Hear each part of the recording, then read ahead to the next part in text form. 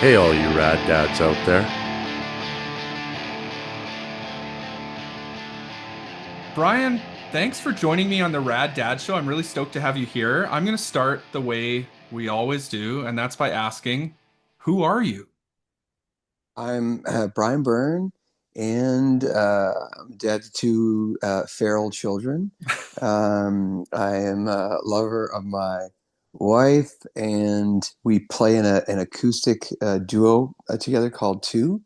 And probably most well known for my work with I Mother Earth. I was the lead singer of I Mother Earth, a Canadian rock band. So yeah, that's I guess who I am.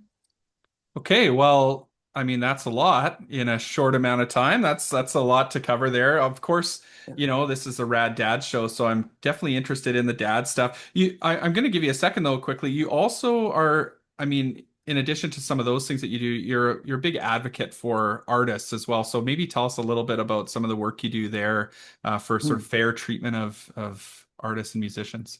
Yeah, so I guess maybe about like say a decade ago, 10 years ago, I kind of started to get involved in or more interested in technology and tech startup companies, etc. And I had a friend who was really involved in the blockchain space. And all sort of like cryptocurrency aside, like digital currency aside, the actual tenets, the core tenets of blockchain itself, and being global and transparent and secure and borderless. Those are the things that really kind of interested me. And I he actually approached me and said, why don't you think about how this could apply to the inefficiencies in the music industry? And so we started to kind of look around and see what was missing. And I met these guys online, and we were actually responsible. We were the founders of the very first streaming platform for music on blockchain. It was all based around fair payment. So everybody was named in the smart contract. That payment, as soon as you clicked it, the one play was automatically divisible to the people named in that contract. So no back end. It was completely transparent. You could see come in, and so that was the first sort of iteration of how can I try and help artists be empowered and realize their value in all of this. Yeah. But the education side was really difficult to sort of explain to people. Well, you got to go download this and put it. It's a lot. And so that evolved into another thing, which evolved into another thing. One of the things I found incredibly frustrating is that each sort of thing, even I call it evolution, but I don't know if it was evolution at all, but at least certainly, going from one project to the next, I was discovering that most things kept being pulled back into the legacy system thinking, even with Yeah. guys that were sort of, quote unquote visionary. So essentially what we're doing is taking new technology and plopping it right on top of a broken system, Yeah. and that really didn't work for me, fundamentally speaking. From an ethos standpoint, I'm like, no, this is not okay. So I started to kind of get away from that, and I was kind of left, shrugging my shoulders, because I'm like, I haven't been actively playing, because I think that there were a lot of things that were wrong, like in terms of how artists are being treated, and I didn't really want to be part of that sort of machine. And then on the other side of it, I'm like, well, every time I try and prop something up, there are things that aren't working, so I don't know what to do. So now I said, well, I started vocal coaching, and through coaching, I was meeting all these people that had their own songs, and they wanted me to, to co-write or help with a chorus, or how do I apply my singing to this part that I've written, or whatever.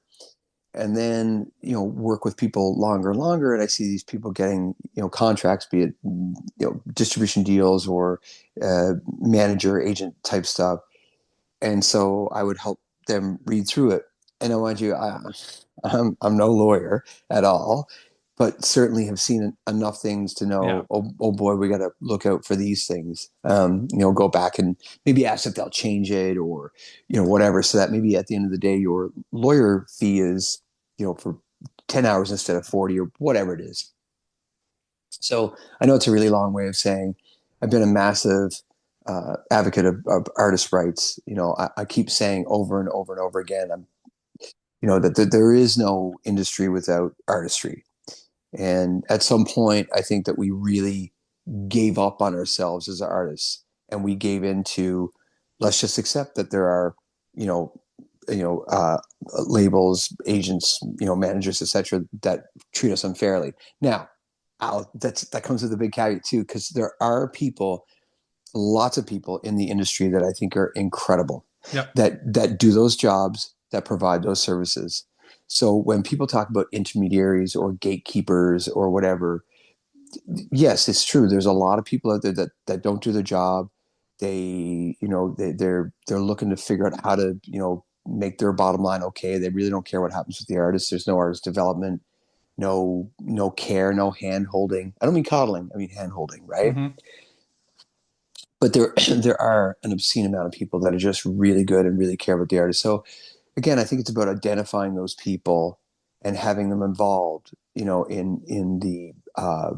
the development of the artist. Not just saying, okay, here you go, here's some money, go record a song, and we'll see you back here in a bit, and we'll put it out on Spotify, and we'll say we've done our job.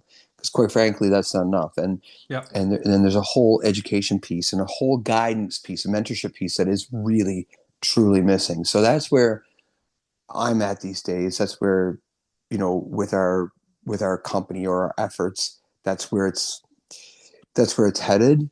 And I also, people are like, well, you should, keep this to yourself, keep that to yourself. I'm like, no, no, that's exactly why we're in this horrible position, Yes. because the industry is so fragmented that everybody's worried about losing their foothold, that nobody wants to share the resources anymore.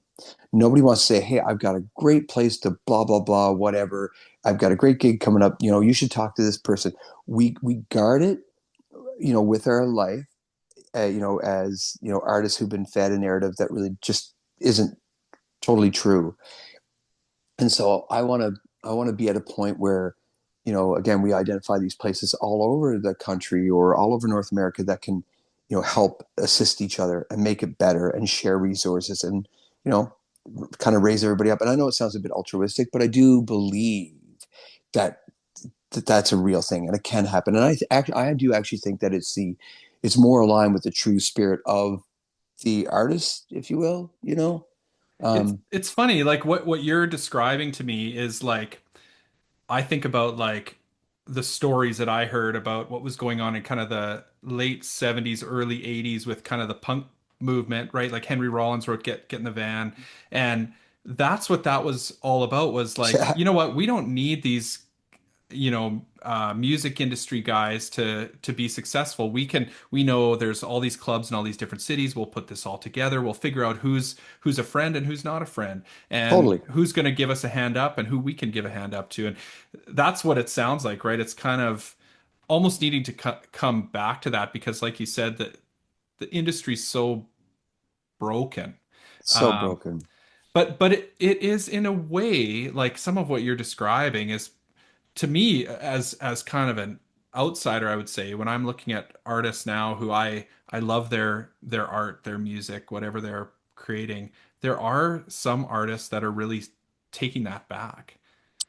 Agreed. Like maybe there's platforms like Patreon and stuff like that, but even just people like self-releasing stuff, figuring out ways to connect differently with their fans that don't require all those intermediaries, right?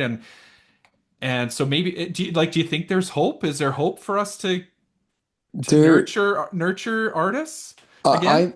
I, Brett, I really do believe that there is, and like, I even, when you say like you're an outsider, I don't think so. I think that you created this platform, for people that you dig and you want to talk to about, the stuff, and all of that is part of that ecosystem, right? And we're very quick to like sort of, again, separate. It's like, oh well, this is an interview. I'm doing it, and it's a very, very antiquated way of thinking, because everybody in that again is really a big part of that push. So I do believe 100% that we can get back to that.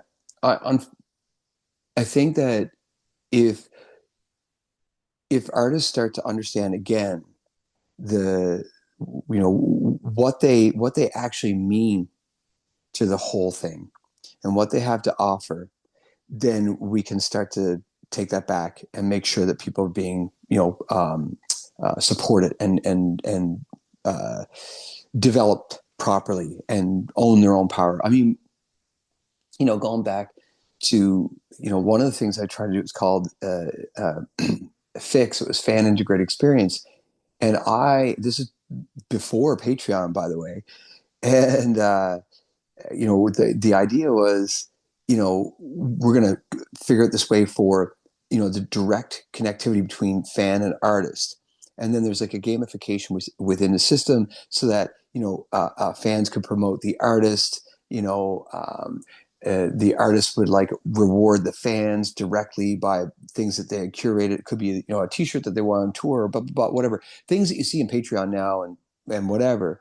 But that, I very much believed in that, where, the artist knew way better than say like the labels or whoever else, what their fans would dig. You had a label like come up with a record and they're like, go away, on the day of the release, we're going to give away whistles and bandanas. It's like, what for what? Like, Yeah. what is this? Nobody cares. But I think one of the things that happened too is that, because you're talking about going back to the 70s and 80s and sort of that DIY punk, ideology. And I think that it was brilliant, and so what I think that we did as well is that we went, okay, everything's broken. And we're just going to we're going to fast forward and jump on technology and go right ahead to all the good stuff. But the problem is, again, is that, we did leave out a good pile of stuff and we just moved along. And now we're trying to find that middle ground. Yeah. I work with this young guy. He's a super talented kid. And I love him. He's charming. He's good looking. He can write. He can sing. He's got all of the stuff. And I mean that, not nothing disingenuous about it. He got signed to a big label and they do basically less than nothing. And he was signed from his massive into the millions following on TikTok. But what I said, or what I've been saying, is like, it's great to be famous on TikTok or Instagram or anything else. I mean, of course it can help, obviously. But if it's only based off of, a video going viral and sort of keeping up with that, they may not even care about the music. It's just the whatever the bit was, Yeah. So then we get into that content churn and artists burning out and not being authentic. And I mean, I can definitely sound like a jaded old guy when I talk about this stuff, but I do really truly feel it with every ounce of me. I think it like so many things in life, like it comes down to authenticity, right? And so I think people, they may not even realize it, but people have such good radars for authenticity. So when you can give people an authentic connection with an artist, it doesn't mean you have to sit down and write them you know, a song about them or whatever. But Yeah, even if it's engaging, it might be engaging with them on like some message board, or it might be like, they do a Kickstarter type thing and there's rewards that you get to vote on and you get, yeah, and it's yeah, stuff that really means something to you and really means something to them. Like that's where the magic happens, right? I think, I guess I'm a real super fan kind of guy. Like when I get into yep. something, I really get into it. So I'm the guy you should market like if I'm your super fan, I'll spend lots of money on you. I know, but maybe I'm not the norm. I don't know. But like there's got to be a middle ground there where we can move beyond like this kind of singles culture of like people not even knowing who the artist is that they're listening to, but they know, hey, I like that song. But then Yeah, like losing the opportunity for connection, yeah. Like, right? so I know I actually completely agree with you. Now the singles culture, for releasing one song at a time, uh, and maybe I'm a little I'm a little biased because I do have a body of work. I've got a couple albums of I'm Mother Earth and a few singles with them, and I have like an EP with a that I've done, Die Knowing, which is like a another band from Edward East, and then I had a couple of solo records and an EP Yep. and blah blah blah, whatever. all that is to say, maybe it's because I do have a body of work that I love the idea of releasing singles currently. Because and being like a dad and being, trying to be, it's like I don't have to like press pause or stop down for, a couple of months to get music recorded. I have enough kind of going on that I can go, okay, here's a song, get some more done, and just kind of consistently release. So I Um, agree with you, and I used the wrong term there. I think when I said singles culture, but maybe I'm more thinking like Spotify playlist culture, like where music has kind of become like a background thing for a lot of yeah, yeah, people. yeah, Do you know what I mean? Like absolutely. how do you engage those people who are just like like succumbing to the algorithm, you know? Yeah, I don't know. I'm well, I'm with you. I think that, again, I think that people become super fans, by sort of uh, sharing or having an alignment with the person that they see in front of them, Yeah. right? So like you see somebody, you're like, oh my gosh, I love the way they speak, and I like this T-shirt, and I like, well, whatever it is, it doesn't matter, right? Like let's be honest. Like I mean, even as like kids who skateboard, like I would look at a guy and go, he's got the coolest haircut, or whatever, or Yeah. the stupidest haircut, but I still want it. So anyway, all that is, like it's like identifying with somebody and going, I really, I want all of the stuff, all of the information. And I think you're right. I think that comes from knowing a bit about them, understanding who they are, understanding what they're offering is authentic, and kind of being a part of that that gang or that culture or whatever it Yep. is. But like you said, when it serves only as like the hits and the background thing, it's hard to get a handle on who anybody is, and do I actually even care to know anymore, um, Totally. yeah. And even like the whole uh, the idea that AI is generating all this music and whatever, I'm like, well, let it happen, let it do its thing. Like there's first of all, there's no stopping AI, obviously, and if used properly, it's great. Like I'm ADHD. For me, like organizing documents and stuff, I'm like, I have all my 30,000 thoughts, but I need it sort of structured. So I use it all the time, Yeah. right? But I don't use it to come up with my ideas or my concepts or my whatever. And so yeah, I mean, that's that. But when I listen to a lot of AI generated music, or even like perfectly like crazy layered pop music that there's not a hair at a place, I feel the same way about it, where I'm like, it just slips into the background because Yep. the human part of it is completely gone. And again, it doesn't matter, one way or another, people are going to be drawn to that. They're going to be drawn to the human side of things.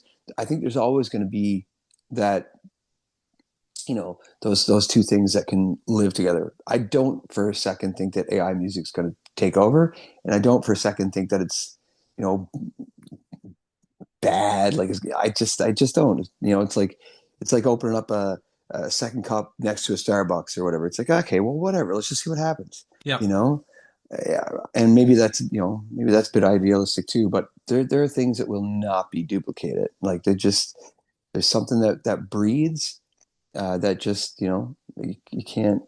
I don't know. It's just not there. You know. What are your kids? So to bring it to like your kids, what are your kids like? What's their like habit of listening to music? Like, do you feel like you're aligned there, or what does that look like? So this is I actually I it's funny that you bring it up. I'm glad that you brought it up. So we're obviously a musical family, and the boys, Cash and Axel, they both play instruments, they both sing, and nothing that like I or Tara ever pushed on them. It's not like, oh, you need to do these things. They just kind of gravitated towards it, um, and th- thankfully, so far, they're really like genre agnostic, and there's no period in which anything is like out of reach. And I didn't push that. I didn't. and neither did Tara. But they listen to stuff that they've introduced me to, where I'm like, this is interesting, and I'll listen to some crazy pop song or hip hop song that I haven't heard before, and we listen to it, and then they'll hear something like they're like, very recently, my oldest son Cash said, "Dad, do you know Gorillas?" I'm like, "Yeah." Oh He's yeah. like, "Oh my gosh!" He's like, "Have you heard blah blah?" I'm like, "Yeah." He's like, and then we're having a conversation driving. We're out east doing shows, and they both were talking about music. And I think it was Cash. He said, my two favorite artists are, oh, Max, what's his name? Oh my gosh, it escapes me, but I'll get back to it. But Yeah. some new, kid, independent artist, whatever, that I hadn't heard. It was pretty cool, actually. Like, I really dug it, and he was showing me all the songs. And then he's like, and Radiohead. Do you know Radiohead, Dad? I'm like, yeah, I know Radiohead. Yeah. But so I think the reason, or one of the things I'm happy about with their their palette for music, is that they seem to be drawn to things that are good and move them, regardless of the time Yeah. and regardless of the genre. They're just kind of pulled in by how it makes them feel. Yeah. And that, to me, I'm okay with that. Like, they'll hear punk music, they'll hear metal. It's the same thing. If it moves it or they don't like it, I get it. You know what I mean?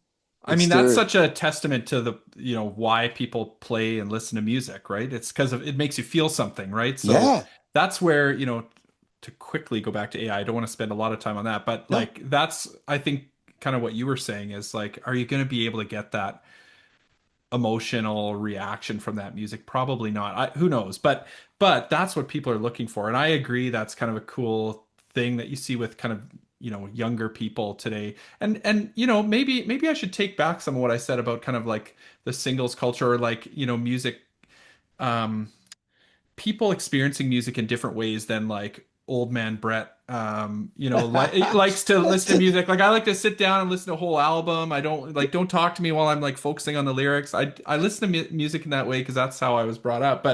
Um, but there's nothing wrong with hearing a little snippet of a Radiohead song in the background of a TikTok video and going, "Whoa, I like that. I'm gonna check that out." Right. And so that's kind of a cool thing that's happening with young people now, is I think the exposure to all different genres, all different time periods is so much more than when I was a kid, for sure.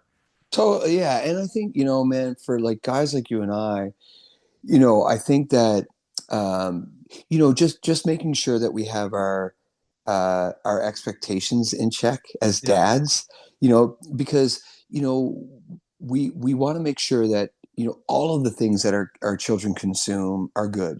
Food, literature, whatever it is, man. We want to make sure that it's good regardless, right? Um, or at least some type of you know standard or whatever. Yeah. So I think that if we sort of keep our expectations in check as to how they consume or discover that, Yeah. I think we're both going to be okay. Yeah. I mean, that's the coolest thing about our kids too, is watching them sort of like, not just with music, but anything. Yeah, yeah, yeah. Explore the world around them, right? Like, people always talk about like seeing the world through their eyes a little bit. That's like the joy of being a parent, and it's so true. Like, as they find, Totally. I don't know, book series they like, or it's, yeah, food, or they get interested in whatever, maybe because you kind of help them along with that, or maybe totally separate from your influence, right? Maybe because of, like, I love when my kids learn something from their friends at school. Like, they bring something home that's like totally, like, it wasn't something they could have learned at home. It wasn't something they could have, Right. like, music and artist or whatever. Like, we don't listen to a lot of like hip hop, for example, in our home. It's just like, not, we don't listen to a lot of it. Yep. So we're like naive to it. And then our kids will bring home music that I'm like, "Oh, this is awesome. Like, amazing." That is Right? cool. So, I mean, that's just what it's all about. So, okay, I'm gonna ask you, this is a rad Yep. dad show. So, all this being said, like, do you consider yourself a rad dad? Um, hmm. you know, Boy, I don't know what to say. Like Tara and I've had this conversation before, and I think that I would like to think that I'm cool because I play music and I'm artsy and and I do this and I do that. But I think it's all relative to the surroundings. Like I'm still dad. You know what I Yeah. mean? So like it doesn't matter what I do. Like there are days where like, oh my God, dad, like stop saying stuff. It's really embarrassing, right? Are you going to wear that? I'm like, well, yeah. Are you going to, these things. And as they get a little closer to, being, teenagers, they're really like looking at me like under a microscope, and are you going to shave? Are you going to shave the rest of it off? Like just they're really hyper focused on that. And you know, I think I make a really good attempt, and I think that we're always really open to having their friends around and catering to them and making them feel welcome. I definitely want to be that house as they get older where the kids can come and hang out and feel okay to chat and be around. And I think that that's important. uh, but yeah, I don't know if I'm rad. I don't know. I don't Well, know, it's man. it's a trick question, like almost on purpose. Like, our I think someone looking from the outside, I've said this many times, so apologies to people who've listened to the show a lot. Like it it's a catchy name. It All rhymes, right, right? Rad Dad. definitely. And on the surface, we interview a lot of people that are just, cool dads. But Right. to be honest, we're not as interested in that. We're more interested in like what does it mean to be a good dad? What's important to you about being a dad? And so we kind of like it's a trick question a little bit because it has a double meaning. Yeah. Um, like I told you before we started, and so people watching or listening wouldn't have heard this, but that is important to us. Like as part of Rad Dads and what we do is that like individuality and sort of what makes you you. Our hypothesis is that is part of what makes you a good dad. Like Right. the Right. fact that you are that unique person, whatever that is. Right. But there Right. are some other things to it, right? So maybe I'll ask you that question. Like, as you look at the dads around you, you reflect on your own, identity as a dad. Like, what are the important things about you? You kind of mentioned a couple things already, like creating an environment where your kids and their friends feel safe in the home. Like, what are some other things that are important to you about being a dad? Um, well, like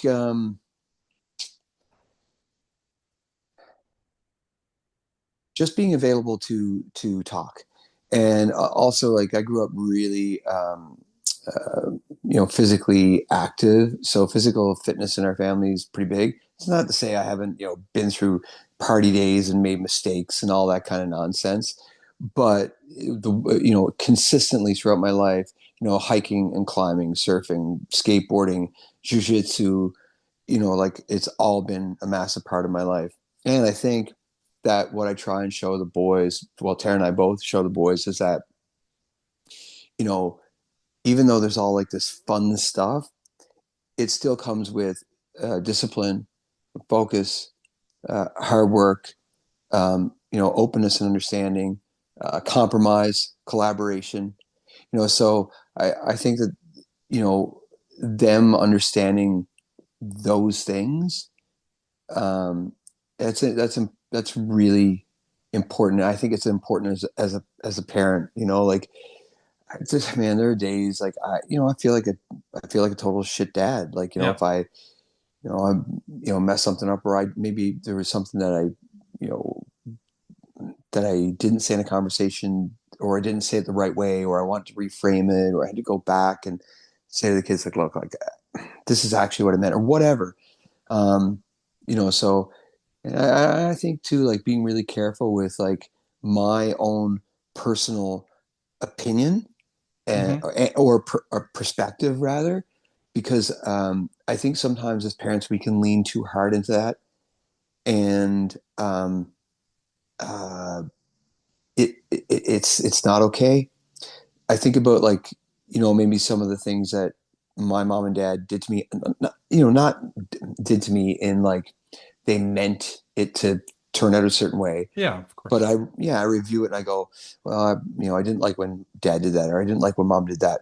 And I try and, I tried to take that into how I would bring my kids up. But at the same time, there's stuff that I'm doing that I'm sure they're going to go on and go, oh, when dad does that, it drives me crazy, or, whatever. So I don't know. I think that it's, and like, I mean, like, let's be honest, like, no, nobody really knows what they're doing. Yeah. And that's really hard because I think we hear a lot of that on, social and, whatever that, like, I think that people are trying to be more honest about it and more forgiving, but it really is the truth. Like, we don't know what we're doing. We're just trying to keep them like alive and fed and not be assholes in the world. And Yeah. like, that's ultimately it, man, you And what know? works in one household may not work in another household too, right? Like, Definitely not. based on your needs, based on the kids' needs, based on whatever the Yeah. situation is. So yeah, no, I think you're totally right. Like, I mean, I do think like you're talking about being fairly reflective of like, what you do and thinking, taking a minute to think every once in a while, like, did I say that the right way? Am I doing the right thing here? I think that's an important thing. I think it's more important than actually doing the right thing all the time. Like no one's gonna, you can't hold yourself to that standard, right? Yeah. Of doing things right. And by the same token, like your kids, I think they learn something when they see mom or dad or whoever, the guardian figure is in their life acknowledge they've messed up too, right? They need to have that model too. Yeah, good point. Actually, that's a really good point, man. I've never considered yeah. Yeah, I agree. Like You're right. You're right. how do you as a parent like respond to, I don't know, either it's adversity or like when you screw up and you have to apologize or eat your hat or whatever, like they're watching that too, and you can teach them something with that too. So I think that's part of kind of what you're saying too, is like you kind of need to take it easy on yourself a little bit, that like no one really knows what they're doing out there. So, Yeah. we're all just trying to get through. Well, I was telling you earlier, I had the kids over last night, so Cash and Axel, these buddies come over, and like I said, they're all teenagers, just preteen kind of thing. So they all have little attitudes, and they're like a little skateboard crew, and I love them all. They're all they're good kids. They really are. Um, but they were having a sleepover, and we're in bed, and I can hear them like kind of banging around downstairs, and like get up, and I go, "All right, guys, it's getting." Come on. And one of the kids actually had to go to track this morning, so I had to get him up at 7, which is no problem. I'm up early every single day, and that's actually annoying for my kids and my wife too, because I get up way early. Yeah, But me too. yeah, so I like a few times throughout the night at like 2 o'clock, I wake up. I'm like, what is happening, man? And like I go out, I'm like, guys, like, come on, man, you got to go to bed. You've got to get up at 7 o'clock, and mom and dad are coming to get you, and blah blah blah, whatever, right? So I go back, and the last sort of like little bit of noise I heard was around 3:30. I didn't sleep at all last night, and neither did Tara. Oh no. And when I woke up to get the young friend up to go to track, I had this moment. I wanted to go to the kitchen so bad and get pots and pans and go down there and just start banging, like wailing on them, and just like frighten the shit out of all of them. I didn't, and regretfully, because I still think that would have been funny. But Yeah. we have two big dogs, and that wouldn't have gone over well with the dogs. It was more about Yeah. the dogs actually than the kids at that point. It's like, but yeah, I Yeah, don't. I mean, yeah, the these are the adventures, in parenting, and like we kind of were talking about this a little bit before. Like they stay up late, and that's a bad decision, and they'll pay for it today. I mean, you'll pay for it a little bit today too. Yeah, But they'll pay for it, and hopefully they learn something about it. But at the same time, it's like maybe I'm reading into what you said, but I think this is kind of what you meant. Like your house is a safe place for them too. So like there probably is that piece of you that's like they're here and they're safe, and Yeah. that's ultimately that's good, right? And so like if they're gonna like screw up by staying up late, like at least they're here in a safe place doing it, right? Yeah, absolutely. Like we had before this group of friends, we had another group of friends, right? Because we Tara and I had just moved to Ontario, so we're on the East Coast, and we went down through the States all winter. We were down there tripping around, and when we came back, we settled here. It's really nice. We've got a lot of friends around and stuff. But of course, like the kids are like trying to make their friends. They've never been here. And so the first group of friends, I'm like, oh my gosh, like they just, you know, so okay, I'm gonna try and qualify this. So like obviously being like a teen or a preteen, there's a bit of like that, "Uh, like too cool for school, like Totally. right, the shoulder shrugging and whatever, which is fine. The kids that are in his life right now, there was a bit of that in the beginning. But as I talk to them more and chat, they're slowly coming out, they're talking more, and now we can't get them to shut up, which is Yeah. fine. I'm down with that. But the kids previous to that, I'm like, I don't know. And then it comes up, they're like, yeah, they're vaping all the time. They smoke cigarettes and they smoke weed. I'm like, they what? I'm like, seriously? They're like, oh yeah, all the time. I'm like, okay, like guys, obviously, I can't condone, you guys like smoking weed or smoking cigarettes. It's like this is not a thing. And I'm not going to tell you, who you can and cannot hang out with, right now because it's just skate park stuff. Yep. They're not like, they're not partying or anything. They're just way too young for it. But I said, I don't, I don't like the activities that they're into. Yeah. It's just not something that I'm ever going to be okay with. And quite frankly, you know, I don't know how much they're going to be around here because it's like when you have that sort of negative energy. If you're not a negative person, it kind of vibrates out of your space after a Totally. while, right? So they just kind of went on down the road, So how'd your kids respond to that conversation? I would be afraid to have that conversation. Not like I would want to have it too, but Yeah. I just, it's like, okay, I don't want to like push them away or anything. Like, how do you have that in a safe way? Brett, I don't know. Like, I honestly, I really don't. I couldn't pretend to know anything about it. I think that, Tara and I, like, we homeschool. The kids are with us 24/7. It's always been the four of us, like, since they were babies. Um, So there's a trust there, right? Like probably going into that conversation, I think you've so. had years of building up that trust with them, so they probably just know, like, well, if Dad's saying it, like he kind of knows what he's talking about. Like they may not always think you know what you're talking about, but They definitely don't. they It's like, probably recognize when you do. yeah, I think that, like, uh, I think that when I get like actually uh like serious, like the serious conversation and not the like the upset dad or the, oh, he's kind of, maybe he's gonna lose his temper kind of dad. Yeah, If I'm actually like, look guys, here, I think that that's actually generally more well received. And I think my dad was the same way. Like when my dad would like flip out, and it was few and far between that my dad would get upset. And when he did, you were like, ooh, it's not cool. Um, you know, and he's a great dad. He's a fantastic dad, actually. But when he would get mad, it was scary. yeah, And I don't mean not a physical thing. It's just like when he raised his voice, you were whatever was hiding. going, Yeah, it was over. yeah, But when my dad, there was only a few times in my life, but when he said, "I'm really disappointed in you," it was like three, maybe four times. And because like three I can recall, and I feel like there was another one, but three I can recall specifically. That was devastating. So I think that when they know that we're being serious and we're actually being kind of even keeled, they're like, ooh, uh-oh, what's up? Right? yeah. Like this is an actual conversation. Because I Gets think, back, yeah.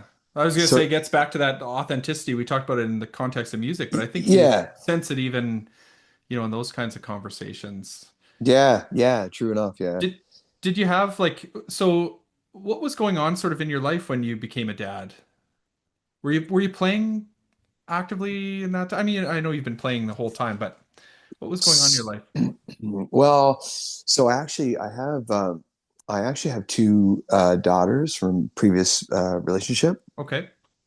Um, and when they came along, I was playing actively playing, and for the second girly girl that came into my life, was just kind of like in between playing and not playing, and I was doing other stuff.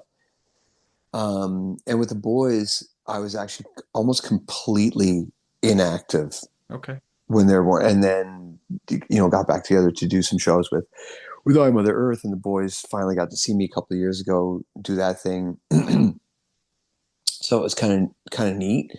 Um, but yeah, but they've always been around, music, and like just even being like an entrepreneur and an artist. Like she's a visual artist and a she does photography, and she paints, and she's a musician, and all of the things. So they've always been in and around it in a big way. And then all of my friends subsequently are artists of some sort. So they've seen all of that. They've grown up around it for sure. Yeah, that's just the environment they're in. It's totally normal for Yeah, them. yeah, yeah. Yeah. Every, And every, everybody's a weird uncle. yeah. And when you um became a dad, so it sounds like this your daughters are older. Mhm. Were you ready? Like, did you feel ready? Did you feel like you knew what you were getting into? So theoretically, yeah, I'm like, oh, I can't wait to be a dad, and like the idea of like, oh, this baby, and but it's like you don't have it yet, right? So you can see like, Totally. the belly growing, and the idea, and the conversation around it is so supportive and lovely. It's like having a vasectomy, honestly, where everybody's like super support. Oh, listen, it's okay, don't worry about it, blah blah, and this and that and the other thing, and kick your feet up and have a beer. And it's like I got a vasectomy. I'm like running around after kids, and I'm Yeah. doing laundry, and like nothing changed. And so enter a child, and it's like, oh, I had the exact same life I did before, but now it's interrupted 1,000 times a day, and I'm up at night, and I'm tired all the time, and I don't really know what I'm doing. And I thought I knew how to change a diaper, but the baby's way different than a doll, and like all that Yep. shit, right? So I think I think that every sort of relatively good human who's ready to take that step thinks that they're ready, because they really want that. They want to be a dad, and they want to have a different sense of purpose, and they want to share things, and they want to love more, and they all of that. But when it happens, all bets are off, man. Like Totally. I mean, now it's like there is all that stuff, right? The love and you have those moments of, baby falls asleep on you, or, oh yeah, those kinds of things. But then you also have like, oh shit, like I still have a job. I still have all this other stuff that I have to do. And now my life is like 100 times more complicated. yeah, it's Like wild. every decision you make is like that much more complicated. Whereas before you have any kids, we're kind of like brought up in a society. Maybe this is just me, I don't know, but as a kid, your parents are trying to like, and your school and everybody around you is trying to get you ready for like getting out into the world and being successful and doing what you need to do and go seize the day and blah blah blah, right? And so you kind of spend a certain amount of time very focused on yourself Oh yeah, and just like you want to go out for dinner right now, okay, it's to 10 p.m., no problem, go. Like you want to go on a vacation on the weekend, no problem, just go. Money yeah. aside, I'm just an example, but all of a sudden those, even the little things like, oh, you want to go to the bathroom right now, well, there's a baby crying, so you got to figure that part out first, so Yeah, yeah, absolutely. Well, even like so the the kid, and it's so strange, man, because like, again, we eat really well. Tara's a vegan chef, and you know, like I coach, and so Tara, we both coach jujitsu. We've been training jujitsu forever, and so like these things are, again, sort of managing your own expectations, Yeah. right, is a really big thing, I think, as a parent, because we're like, oh, they're gonna eat so healthy and they're gonna train jujitsu all the time. Well, they don't, right now, they don't want to have anything to do with jujitsu, like zero. They don't want to be on the mats. They want to skateboard. I'm like, well, okay, at least they're active and they're doing their thing, and they actually do go skateboard. Like, Yeah. it's not like they're sitting at the skate park doing nothing. They're super into it. So I go, okay, I'll put my own wants and nonsense aside and let them do what they're doing. I'll do jujitsu and coach the other kids and be happy about that. And then when it comes to, so when we were back east and we were doing our shows, anywhere we stopped for a meal, it was like, well, do they have chicken fingers, or do they have, like French fries? Yeah. Because clearly we're not going to get to stop where we want to stop. Like, Right. so to what you're saying, like, to your point, is like, you want to go to the bathroom? Too bad. So it's like Tara and I'm like, oh, we heard about this restaurant. Let's go here. It's like, well, the kids aren't going to go. They're not going to let us go. We can't do that. Right.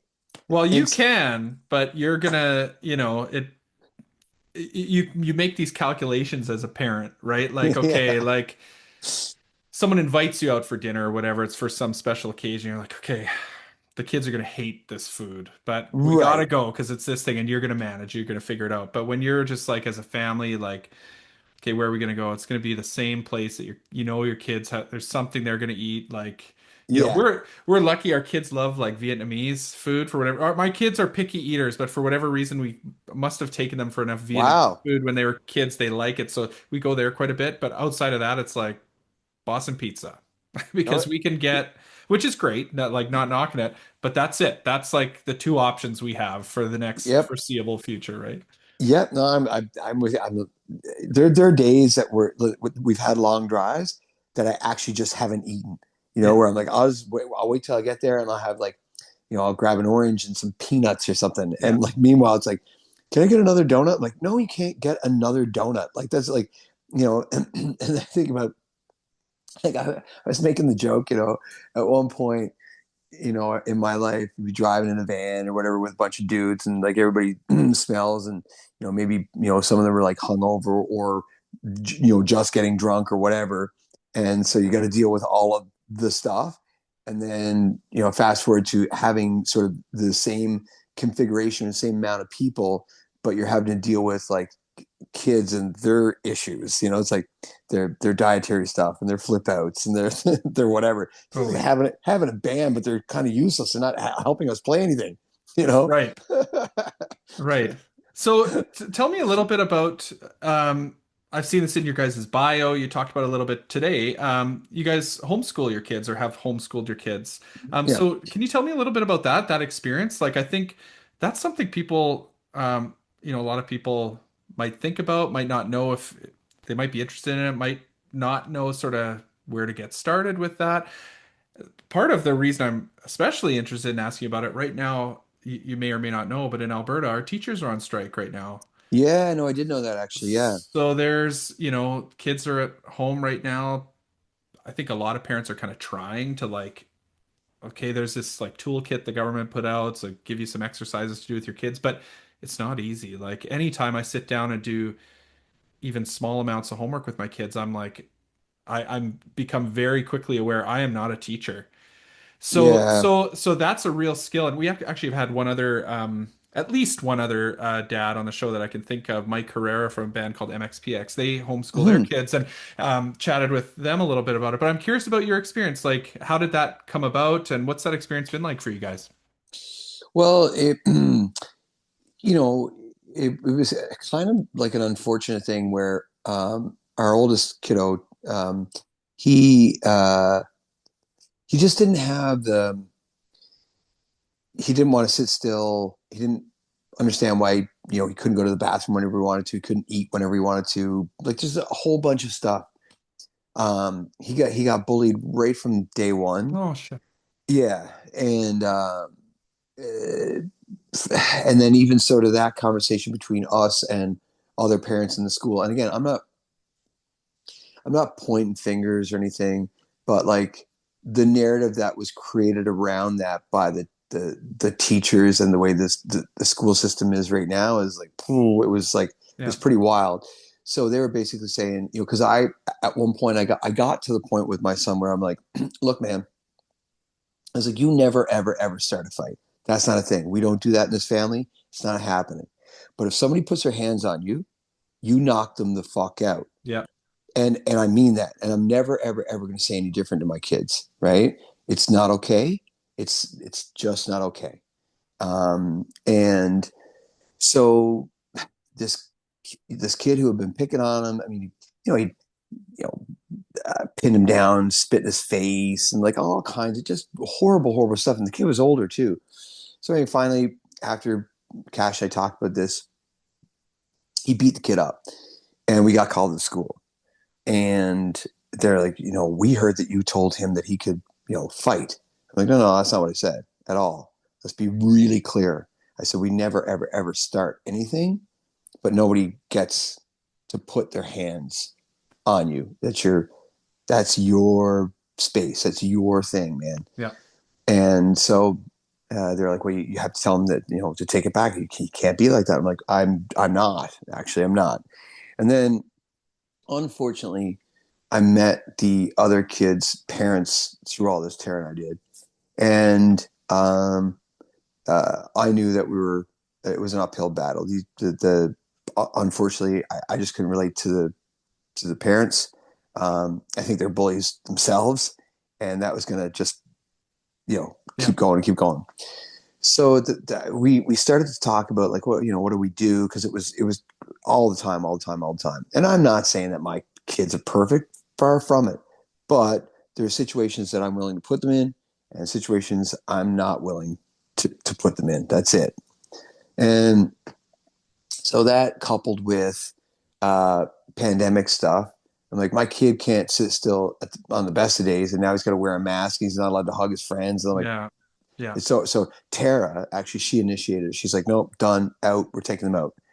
And I said, okay, let's talk about it and kind of put a plan together. I mean, that plan is like, there's been like great moments of just being consistent and going, getting through stuff.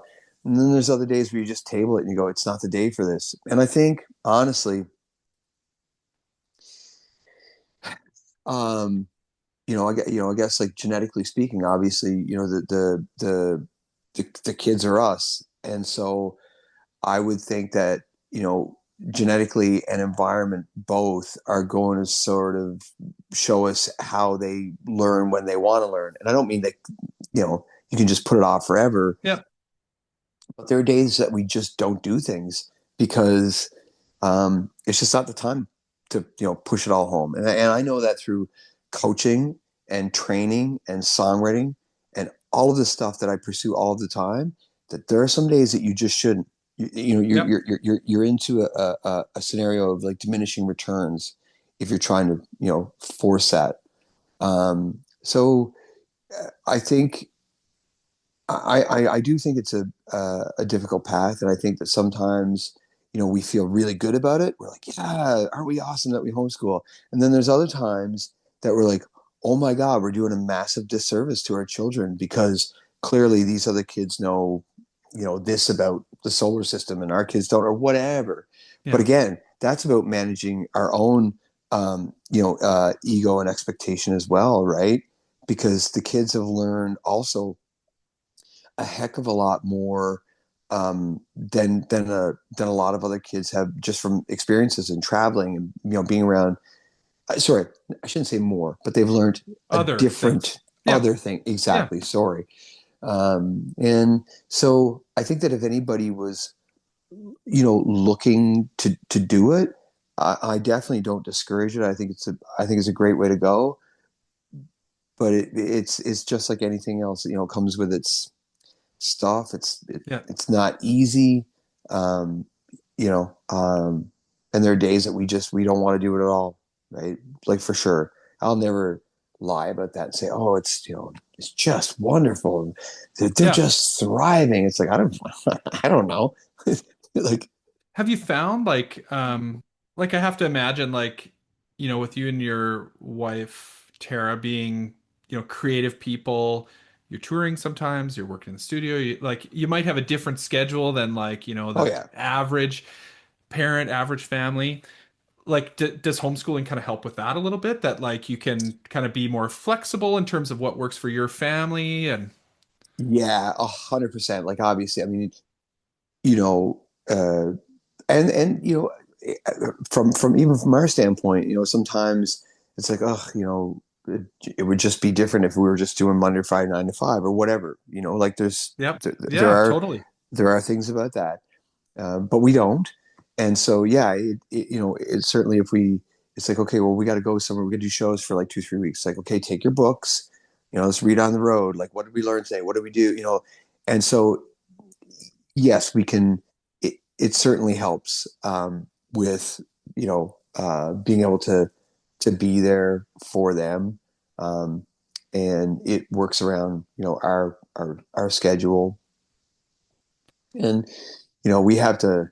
One of the things that we have to like drive home with them is that you can't go to the skate park at 10 a.m. It doesn't matter that you're not going to school. You still have stuff to do. You have school to do. You have errands to do, you have like whatever Yep. before you can get to that. And Yeah, you so have to kind of create this different structure for them, like whatever that looks like, right? Like there has to be. for your family to the, because I mean, you talked about like discipline earlier. Like obviously that's an important piece of it, but I think like the bigger picture, and I'm sorry that your son went through that in terms of like the bullying experience. That's so shitty. Like when I hear that stuff, I mean, it's funny the way you're talking about it. I've had very similar conversations with especially with my oldest daughter.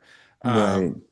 Where like what's and it's really hard as a parent actually to like prepare them for that. Yeah. What's the boundary? Like what's acceptable that you just have to kind of like shrug off and put up with, and what becomes unacceptable, and how are you supposed to react to that? It's really hard to talk to kids about that, and like I know I really struggle with it. And even like what about the injustice you see occurring to another kid, one of your friends? Oh Like how do you man. react to that? Because that's where like, you know, yeah, you don't start a fight, but we've talked to our daughter a little bit about like there's sometimes you're gonna have to stand up for people too. And Yep. like you might have to intervene, and that's okay. And I've had the same conversation like I'm never gonna get mad at you if you stepped in and got involved in something because you're trying to stand up for somebody, you know? So Yeah. Yeah. how sh like it's obviously really tough for your son and really hard for you guys as parents too to like all you want you're like prime directive as a parent above all this other stuff we're talking about, being a rad dad, being a good dad, is like safety. And so when Yeah. that gets threatened, like I'm sure it's like your whole world is shaken up.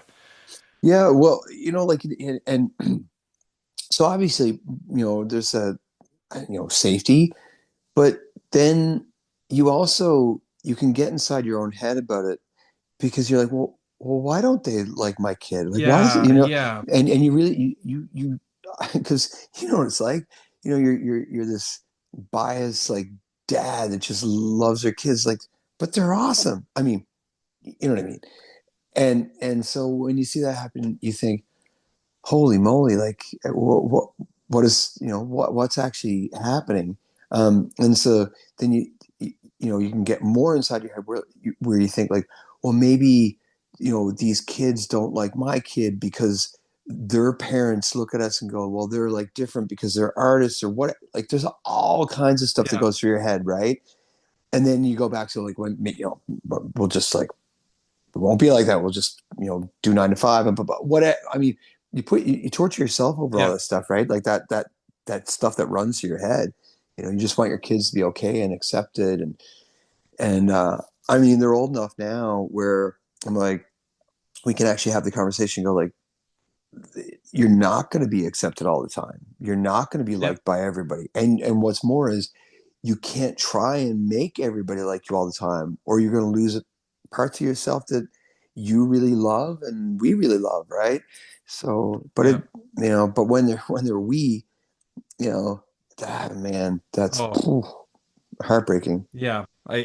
We've had little tastes of it here and there, right? And have seen some of our our friends and friends' kids like go through some of that too, and it is so hard to know. Because to me,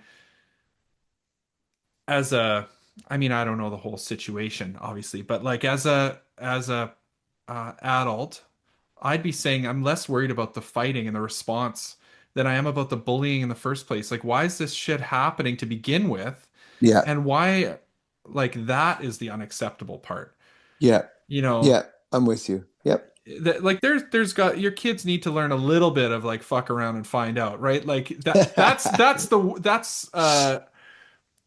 part of how they learn too. So, Yeah. I to me anyway, I won't get into that whole situation. But the other thing that's interesting that I think about homeschooling is that you brought up is like kids' needs are so different. And to get back to this like whole teacher strike that's happening here, I mean that's part of like what that's all about is that like, class sizes are big, kids who do have trouble learning in different ways. And my youngest daughter is one of those kids that's like just Right. a little bit different. And she's wonderful. She's the best kid ever.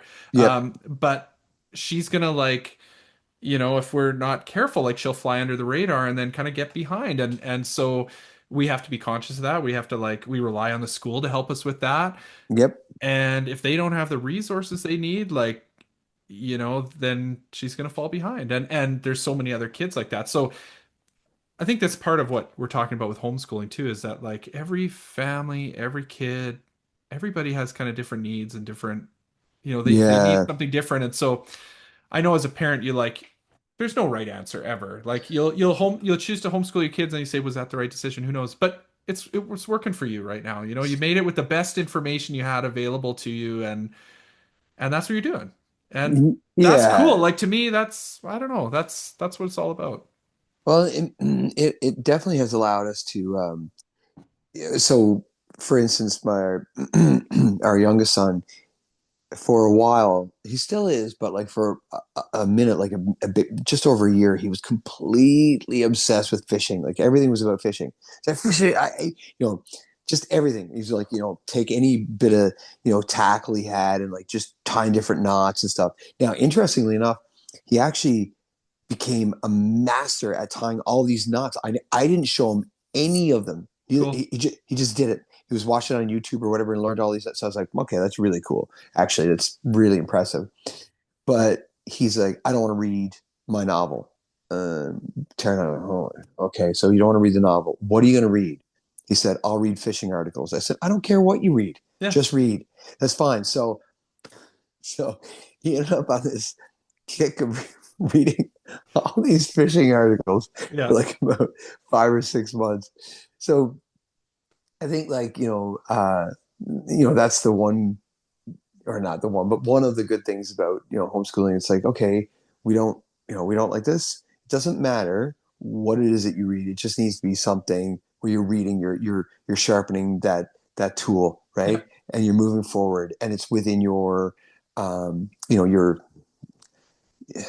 age bracket or whatever. I Yes, mean, your reading level or whatever it is. Yeah. yeah. So that's been neat because we can like now we can ask them, what do you want your project to be about, and they can actually do it on something that interests them. They still have to do the same work. Yeah. They still have to put the same effort in all that stuff, Yeah. but they'll do it on something they actually like. Totally. It's that flexibility. And I love that like you guys just seem like this tight family unit. That's so cool to me. And you kind of have this unique um, opportunity to do that, just given your careers, your situation with homeschooling, all these things kind of fit together. You've got this tight unit. So, which brings me a little bit to two. So, Yeah. fairly recently, you and your partner, Tara, started this duo called Two. So tell me a little bit about that. Like, um, how did that sort of germinate? I know you've got a couple singles out right now. So yeah, tell me a little bit about what's going on with Two right now. Well, um, it's funny because we talk a lot on stage. We tell stories, but actually about our family and traveling, and the dirt of the family and the Yeah. experiences, and the shiny stuff too. And we're really not shy about any of it. So we always say we did it really kind of in a weird order where we got together, got married, had kids, bought a house, and then we're like, oh, let's do music together. Like, why didn't we start that 15 years ago or Well, yeah, whatever? I wondered 16. that myself. Yeah. So, but we don't have an answer. Like we don't have a solid answer. I think that, you know, I was doing I'm other stuff and solo stuff and, we just didn't, and they were having kids and was out on the road and Tara was, home, with the kiddos and stuff like that. So I just think it kind of worked out that way. And then when they got a little bit older and we could put them to bed or we could, even direct them to bed and we had time to sit with the guitar and play, then we had a bit more time to us. And I also think too that, but timing is everything. Yeah. I think that maybe had it happened, 8 or 10 years ago, it wouldn't be the same thing. And so we just decided we would, write some stuff with no expectations. Again, we're done with like having expectations, just go, let's just create stuff. So we did this music and we actually we did genuinely like what we were coming up with. And we weren't trying to chase anything. It just felt really natural. Because I've done a lot of that in my life too, like just chasing a Yeah. trend in music or whatever. And then we thought, well, the next natural thing is go out and play some shows, and that's where we're at. We recorded some stuff, playing some shows, plans to do more shows. We're doing a lot of workshops together with like emerging Cool. artists and youth and stuff. So that feels really important as well. And that's kind of where it's at. Like I want to do more shows. I want to record more music together and get out and do our workshops. That's really, that's it. And so what's coming in terms of more music for you guys? You have a couple singles out right now. I have to Yep. say, I love Indigo. Oh, That's thank such a you. cool song. Thank It's just you. like in my head all the time. I've, been listening to it the last few weeks and Ah, thanks, yeah, man. so cool. So if people listening to this interview haven't gone and listened to, go start with, I'm gonna say start with Indigo. Yeah. Yeah, I think it's such a great song. So Thank and you. there's more coming? Yeah. So we just released another one, like, recently called, Love You More. And then we have another one coming out just before Christmas called Ashes. And actually Tara is singing on that. I don't even sing on it. I said when we finished it up, we started to rehearse it, and I said it just seems like kind of gratuitous for me to sing on it because it felt very much like her song, and so she did it. That's the next one to come out, and then we've got another group of like 5 or 6 songs that we're going to get recorded, and just kind of like I was saying before, like consistently like release songs as we go. Does you guys have some tour dates as well coming up as too? Or I know you've got some solo stuff, but So actually the solo stuff isn't actually solo stuff. So hmm, I'm actually going out with a band, and I'm doing like I'm on the Earth, the Brian Byrne years. okay. And so I'm going out to do that. But the idea is for Tara and I to go out and do two opening for Oh, cool. Brian Byrne doing the I'm on the Earth years and do our workshops during the day with young artists. So kind of like a whole big long day of stuff, but we want to do it. Cool. And Hmm. and if people want to kind of learn more about that, your tour dates and stuff, where do they find you online? Oh, I'm bad for this. So, well, on Instagram, like the Duo Two, Yeah. we have a like a what do you call it? Like Linktree, Yeah. right? That's what I'm. Yeah, Yeah, yep, Linktree. yep. Everything is there. Absolutely everything. Okay. Yeah. Yeah, yeah, and you've got a website. I can't remember your website address now, but anyway, the information's on there. So we'll put up links to all that stuff in the episode description, and we usually put it on our link tree as well. Awesome. Yeah. So anything else on the go that you want to tell people about to check out before we wrap up? I no, I mean, honestly, I think that that's it. Like we're, we're active and we're out there, and we want to, keep making music. That's Yeah. really it. Well, like I said, I'm just digging too so much. Thank you. And if people are looking, I'll tell people too, if they're looking on like Apple Music or wherever, go the Duo 2. That'll help you Yes. find two because there's like 100 artists uh Yes. called two or with a song called two or whatever. It's hard to find. So the Duo 2 is what you want to look for. Yeah, it was With alarming actually. I'm like, really? Like you think you're all original stuff? It's like, nope. Well, one of my favorite bands in the whole world is this band called All. I don't know if you're Yeah. familiar with Yeah, them. yeah, yeah. And they suffer from the same problem on Google. You cannot find All because All is such a ubiquitous word. So Oh my gosh. yeah, some of the best bands have those names. So, Brian, I want to thank you so much for being on the show, for chatting with me about your family. It's just so Thank awesome to you. hear you talk about, your family and your kids and how much you obviously love them and you have such a unique opportunity to sort of like create that tight knit unit. Thank you. I'm gonna put you on the spot one more time and just ask you if you have any advice for dads out there listening, or maybe new dads. Uh, just show up. Like, not every day is easy, and you're going to lose your temper, and you're going to say the wrong things, and you're going to fight with your spouse about all of this stuff, and it's going to seem horrific at times, to be totally frank. But I think just be there, take a deep breath, keep on going. You know, um, there's I think there's lots of times when, like I said before, like I just feel like I didn't do the right thing, but I got up and I did it again, and I made the same mistakes over again, but I'm still there, and I'm Yeah. still cognizant of the mistakes, and trying to fix them, and trying to figure out different ways to frame and have the conversation, whatever. So I think that's all any of us can really do. We're not perfect, right? But Nope. our kids love the imperfect us and we love the imperfect them. So, Exactly. it works out great. So, Yeah. thanks, Brian. It's been Yeah, you really got. great. Thank you. Yeah, we'll see